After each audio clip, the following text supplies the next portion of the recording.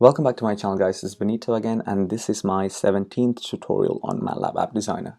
In this tutorial I'm going to teach you about properties. So properties is something where you can define a variable, and then that variable can be used in different callback functions. And to demonstrate this, what we will do is continue from the previous tutorial where we were using a table and reading in some data. So this time what we'll do is we'll read in data about some football players. So we have a name and age, and we'll read in data about Mane, Virgil, Firmino, Salah, and their age, and we'll see how we can add some more rows using properties, for example.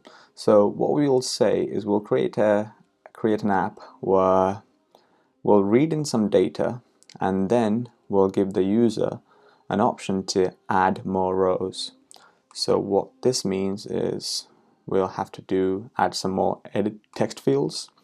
So because we have name and we have age, so this one, for example, because it's a numeric value, we need to use a numeric field. Okay, so this is age, and we'll add a push button, and we'll call it add. Now we will go to the callback function that we created for this read.xls button, and we'll make a few changes. So this time our sheet is number 2, and we want to change this to number 2. Okay, and what we will say is we want to update this data when you click on read.slsx. Okay, so we'll say app.UI table dot data equals t. Okay, so let's try and run this. So we read, and this reads in the names and their age. Okay, now what we want to do is we want to create a callback. We'll change this to add to table. So we'll create another callback, and we'll say we want name to be app dot so this edit field, the value inside this edit field, so that's called name edit field dot value, and we want age to be app dot age edit field dot value.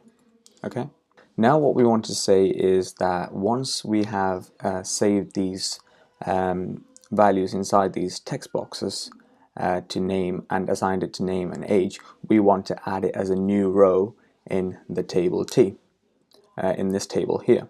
Okay, so to do this, what we will say is new row equals, again, curly brackets, which means we have to create a cell array, and we'll say name, and because it's 2 columns, we'll say name and then space instead of a semicolon, because we want 2 columns, name and then age, name and then age after name, and then we'll end it with a semicolon, and we'll say T, we'll say we need to update the data. So we'll copy this, and we'll say once this button is clicked, then we want to concatenate, which means add 2 tables together, essentially. So what we'll say is we want to add T semicolon, we want to add the new row as a new row just underneath the existing table.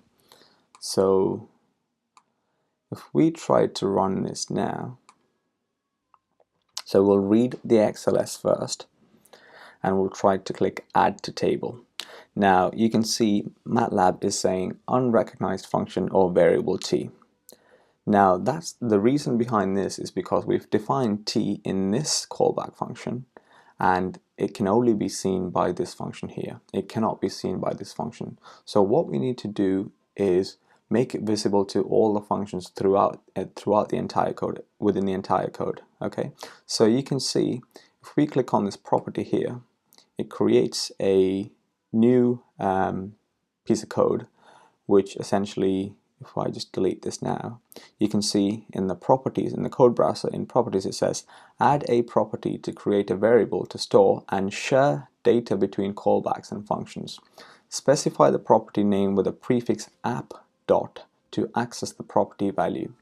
Okay, so we'll click on a property and this creates a property, which then means we can change, and we'll call it t because t is the variable that we want to be used in different callbacks. So we'll say table to share between callbacks, and because we've defined t as a property, what we need to do is add the app dot prefix. So everywhere you have t, you have to add app dot. So if we do app dot, and now if we try to run this,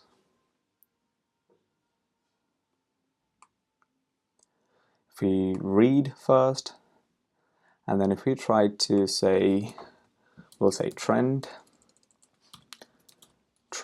is 20, I think, and we add, and you can see trend is now added to this existing table.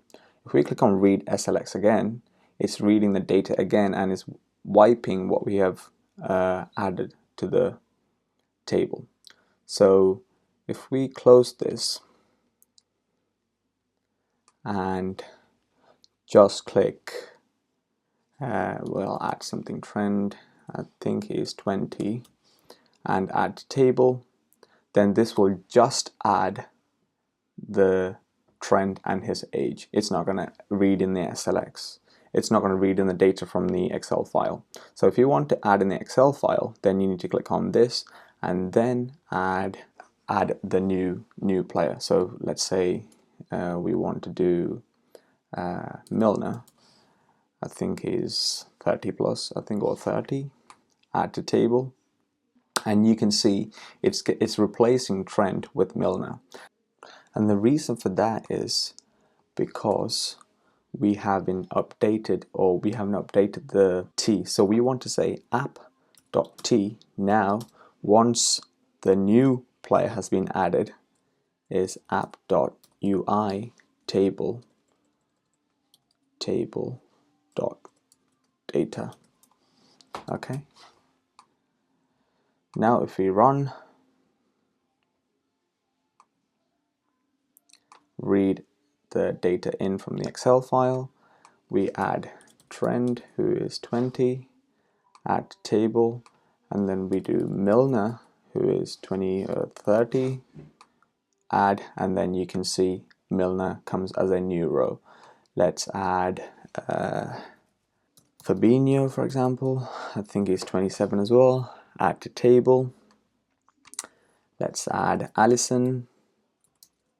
Oh, Allison. I think he's 28. I'm not sure, but let's add him, and you can see the table gets bigger and bigger.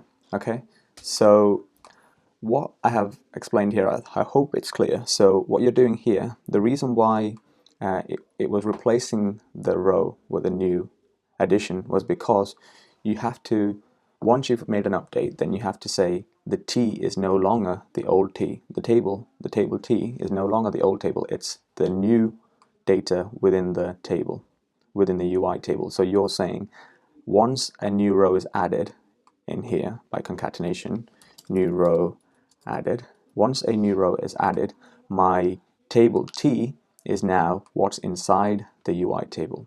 Okay, so this allows you to add more rows, as many rows as you want, without replacing an existing row.